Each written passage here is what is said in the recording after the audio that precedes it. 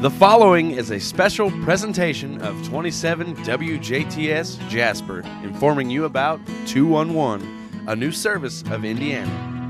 Indiana 211 is a simple way to connect people who are in need of human services. Now, here's Jane Chappell. Hello, I'm Jane Chappell. I'm the director of TRICAP, and I'm with Connie Deckard, who is the Link Age Director from Generations, a program of Vincennes University. And we are here today to discuss the start of a new service in Du Bois County called 211. And I'd like to welcome Connie today. We have been actively involved in this program, and we are hoping that on February the 11th, 211, that we will actually have a very good start. Let me talk to Connie and have her tell us a little bit about what this program is all about. Connie, give me a little bit of feedback on what the state program is and how it came about that we're starting this in Du Bois County. 211 has been in Indiana for quite a few years. It is a partnership was created and is now the Indiana 211 Partnership. And we actually have quite a few 211 centers across Indiana.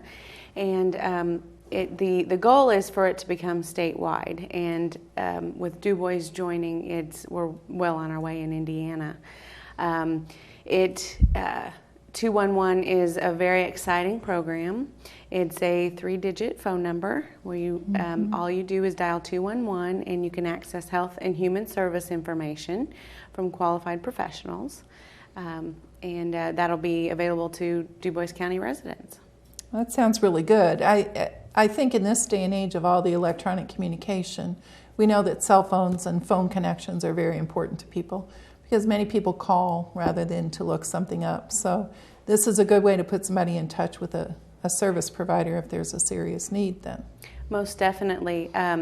It not only can we help individually, but we can also help in emergency situations. If something were to happen in the county, we can be, when I say we, the 211 call center can be a place where people can call to ask about, where do I go in this situation, in this emergency situation, and we can provide that information. We can play a key role. So it'll be good for everyday need as well as some of the serious weather problems we have here and some of the conditions that kick up sometimes. Correct, definitely. Good. So basically this service, 211, is really for everybody in the county. Yes, it is for persons of all ages, of all income, for men and women and children, just everyone who might have a health or human service need or community service need. You can call us to obtain information about it. We can give you detailed information about qualifications for certain programs or hours of the agency involved, and also refer you to those agencies out there that are already established here in Du Bois County. So have you been working on this a long time to gather all this information, and who's helped you? Yes, there's been quite a few people in Du Bois County in the community. A lot of people have gotten together and formed a committee to, first of all, look at the resources we already knew about and already had, and then cross-reference other agencies' database information and made sure, first of all, are we updated? Do we have the current information for what's available? Are there new resources out there? And we added those. And it's going to be a continual effort to update, to keep those resources updated so we're providing accurate information to everyone in the community. How many agencies or resources have you obtained for the database? I mean, are there a large number of services available? Yes, we're very, very fortunate. There are about 550 different programs that we have currently in Du Bois County in our 211 database that's maintained electronically. And again, that's a continual effort to make sure that's kept up to date. So this really, it includes public agencies, like someone who would be in government services. It includes an agency like mine, TRICAP, that has funded programs, but then also church efforts and sorority groups and anybody who's doing anything that could be a help? Correct.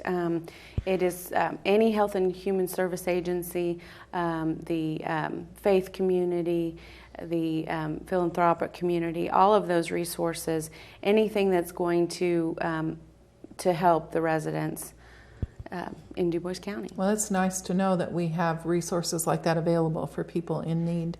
Have you been testing out the line? Have you been doing any test work? Because I'm curious how it's going. Yes, definitely. We've been testing to make sure people can access 211, and also testing the quality of service once someone gets through and talks to an INR or information and referral specialist. And so, of course, we wanted to test the system and make sure that once it is live after February 11th, that there aren't any glitches and everyone will feel confident in the 211 service. Well, that's good. There's been a lot of pre-work on this just to get this up and going. How long has this committee been working in this county? Do you know? Since probably the spring of 2007, the group was initially formed and continued to meet. We have a core group, and then we also have groups that work on different angles that it takes to set up this system, whether it's for marketing efforts, fundraising, of course, and gathering those resources. Okay. Well, I know I've always been convinced that this county, if it wants to do something, can do whatever it puts its mind to. So I'm glad to see that we've worked this out. How much training do the people who answer the line have? What kind of skill base do they need? The INR, Information and Referral Specialists, have to go through quite a bit to be called specialists. First of all, we are going to be an accredited body through the Alliance of Information and Referral Systems, and they have pretty stringent requirements of the staff people. So they have over approximately 65 hours of initial training to begin with, but there's also different certifications that we like our staff to have. And there's another certification process to be an information and referral specialist. And that's so that they can help people, first of all, on the phone, whether it's those phone skills that are needed, also to help those who are in a crisis mode. The specialists need to be able to help them calmly get through whatever the issue is. But we also have our staff, some of them are more specialized as far as they can, one is certified in reverse mortgage counseling. Okay. One, all of them are certified as state health insurance and information programs to help with those long-term care needs. And we're continually require professional development and education on the resources that are available, the local resources, and also the overall needs that everyone requires, especially the needs of the baby boomer population. So our concern is we also want to have a quality program here so the INR specialists really have a lot more responsibility than just a question and answer and somebody picking up the phone and giving whatever information they may or may not know. Correct. This is very much a serious effort on the part of the INR specialist to connect that caller. Yes, it's not just being an operator. It is helping them with their the presenting need and the underlying need as well. If the caller, because sometimes we get calls at work from people who stumble, they are not really sure what they need. Will they help that caller connect actually to the actual agency if they need it? Sure. Will they provide that transition? Sometimes it's, the person calling may be overwhelmed or may not be comfortable with making that connection themselves, and the specialist will stay with them on the line if need be and make a three-way call to the resource that we're referring them to. Good. Well, that's a wonderful resource. And I could really see if there was an emergency in a house and somebody really wasn't sure if it was a health emergency to call 911, that three-way calling would be essential to help that caller. Yes. Well, that's a wonderful point, I think, to help people in the community understand that this is really a good, solid service, and the goal is to provide a very good, qualified service too. Yes. You know, we know most people are open through the daytime. How's this going to work after hours? And do you expect any changes if there's problems with after-hour information? I'm glad you asked that.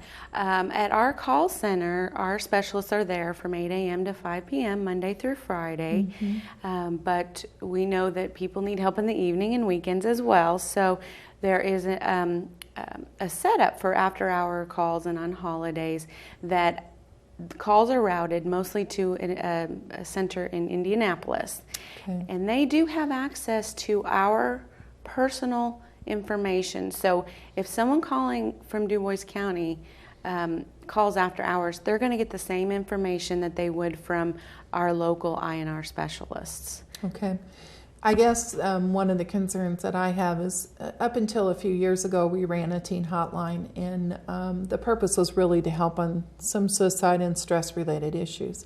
And it seems to me those calls don't come in a time when would be normally answered by a person who's local. So, you know, that's good to know that the database would be available then to make sure that people get a connection to a good resource. And those people in Indianapolis have to go through the same qualifications that our staff do. So Good. they are highly trained individuals.